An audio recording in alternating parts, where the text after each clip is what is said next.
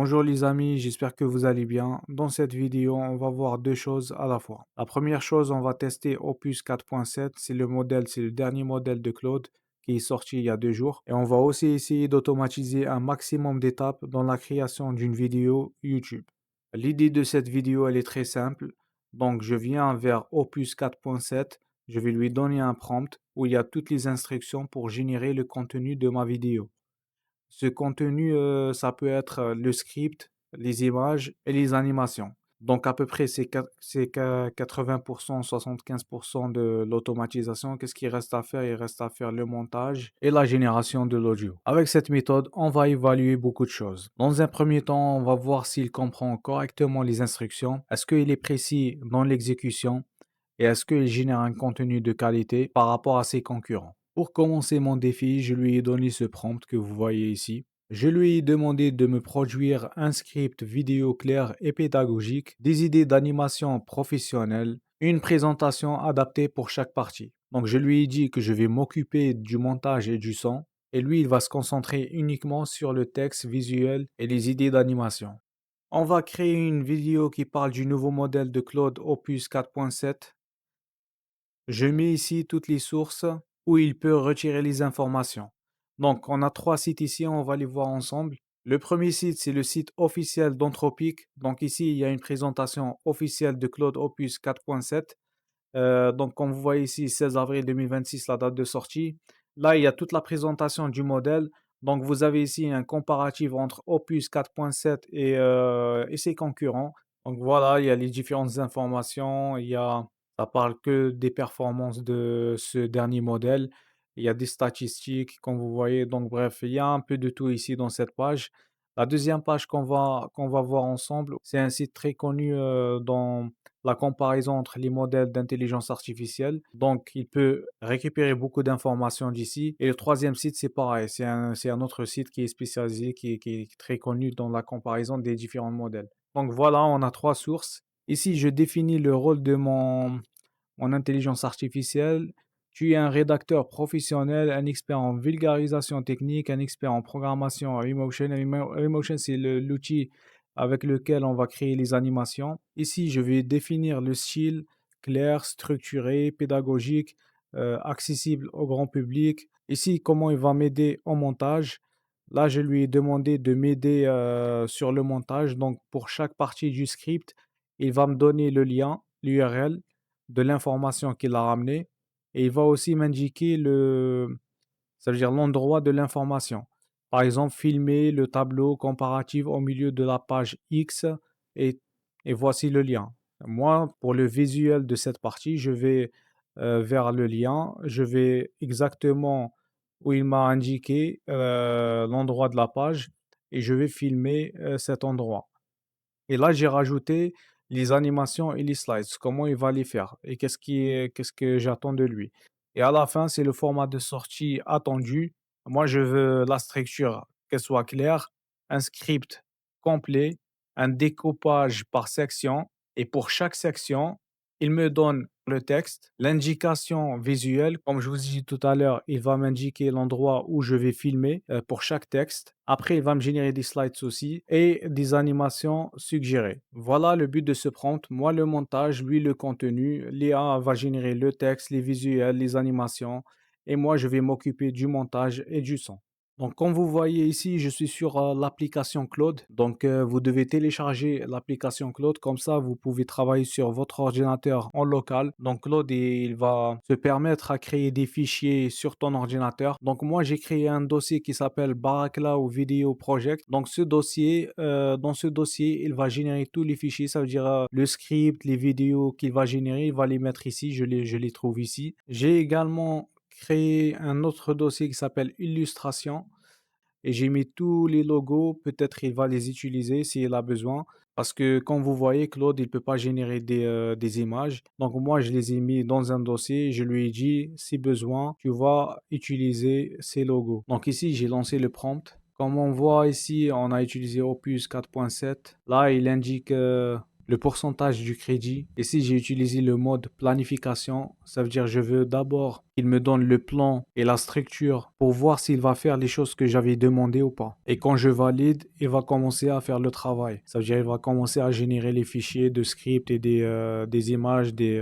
animations. Si je trouve des choses qui ne respectent pas les consignes que j'avais demandées, là je vais modifier le plan. Cette méthode va me permettre d'organiser mon travail et ne pas consommer les crédits. Je dois assurer d'abord que Claude a bien compris qu'est-ce que j'ai demandé de lui et ensuite je lui donne l'autorisation pour commencer le travail. Après un certain temps, Claude il s'est arrêté tout seul, je ne sais pas pourquoi.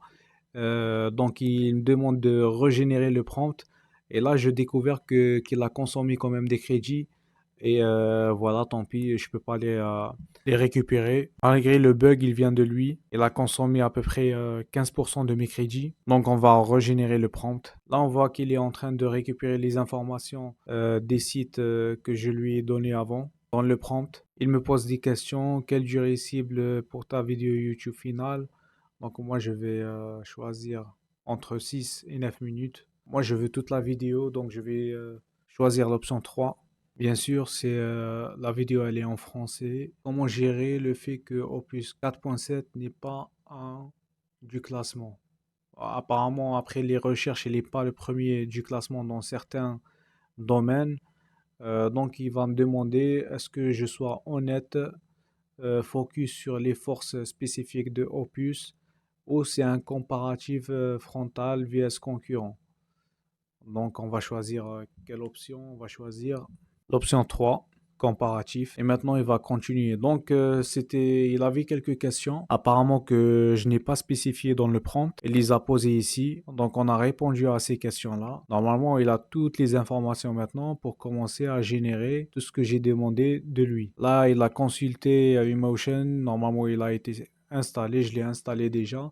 Et là, comme vous voyez, il m'a généré tout le plan, c'est-à-dire tout ce qu'il va faire pendant ce projet. Donc je vais le lire un peu, je vais voir si je vais modifier des choses ou pas. Déjà là, je vois des trucs qui vont pas, il me parle de Gemma, des trucs comme ça, des projets que j'ai réalisé déjà.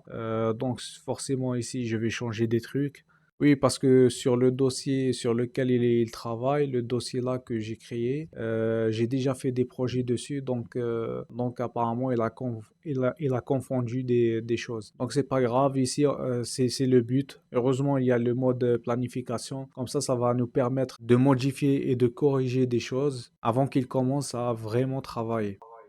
Donc pour modifier tout ce qui va pas, vous devez juste sélectionner et là, vous allez avoir un truc qui ressemble à ça. euh, une petite case où vous pouvez mettre votre commentaire.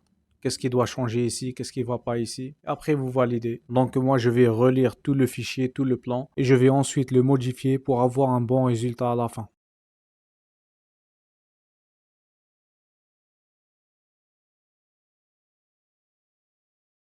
Maintenant, toutes mes modifications apparaissent ici.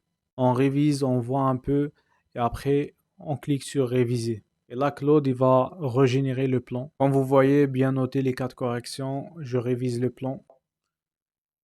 Donc voilà, ici, il a régénéré un autre plan avec tout ce qu'il faut. Normalement, il est bon. Et maintenant, on va accepter les modifications. Ici, il me dit plan approuvé. Il vient de finir, donc terminé. Il va me dire qu'est-ce qu'il a fait. Là, il m'explique un peu qu'est-ce qu'il a fait. Donc, logo copié dans public. Ça veut dire tous mes logos, il les a déplacés dans un autre dossier qui s'appelle public.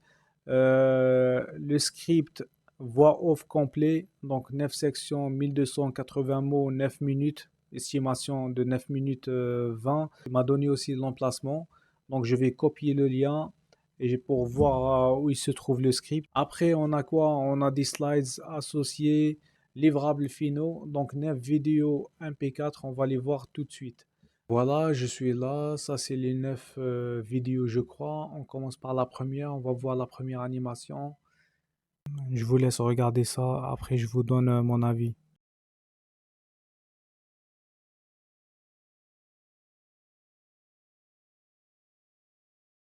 Ici, comme vous avez vu, c'est la vidéo d'introduction.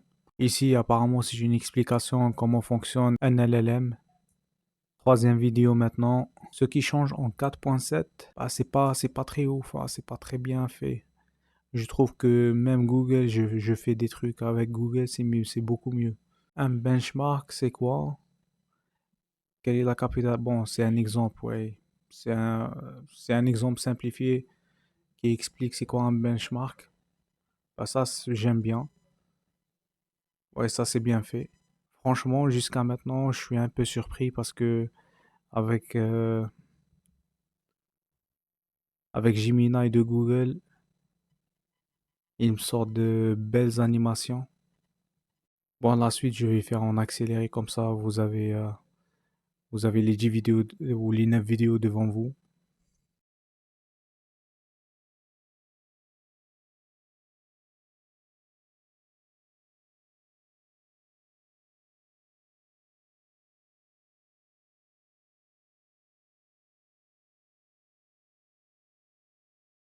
Donc ici, c'est le script généré, donc durée cible, source à citer en description, après section 1, texte voix off, le 16 avril 2026, Anthropic a mis en ligne Claude Opus. Filmer la page d'annonce Anthropic, et là, il me donne le lien. Bah, ça, c'est bien. C'est qu'est-ce que j'ai demandé. Donc ça, ici, ça va m'aider beaucoup à repérer et à filmer les visuels pour ce paragraphe. Voilà, ça, c'est très bien. Donc le slide associé, il s'appelle Opus 47 Intro. Ça veut dire je mets le slide pour 10 secondes. Ouais, Opus 47 Intro. Donc c'est ce slide-là. J'ai cette animation que je trouve pourrite, hein. Ouais, il faut que je lui demande de refaire tout ça. Je prends ce lien avec mon outil de capture vidéo. Je vais filmer ça. Donc, j'ai deux visuels pour commencer le premier paragraphe. Voilà, le 16 avril, donc j'ai deux visuels. Comme vous avez pu le constater, je ne vois pas vraiment de grande différence entre ce modèle Opus 4.7 et les autres modèles concurrents comme Gemini 3.1 Pro ou GPT 5.4. Je dirais même que d'habitude j'effectue ces tâches avec Gemini et j'obtiens de meilleurs résultats, surtout en ce qui concerne les animations. J'ai trouvé les animations très limitées avec peu voire aucune créativité. En termes de coût, les autres modèles sont beaucoup moins chers. Ici, j'ai consommé mes crédits avant même que la tâche soit terminée. Alors qu'avec les concurrents, c'est généralement beaucoup plus généreux. J'ai également rencontré un bug, je ne sais pas pourquoi, mais qui a consommé environ 15% de mes crédits. Et malheureusement, cela n'est pas récupérable. Donc ces crédits sont perdus. Voilà mon avis. Pour l'instant, je vais continuer à utiliser Gemini sur Gravity, que je trouve utile pour ce genre de tâches. Merci pour votre temps et à la prochaine vidéo.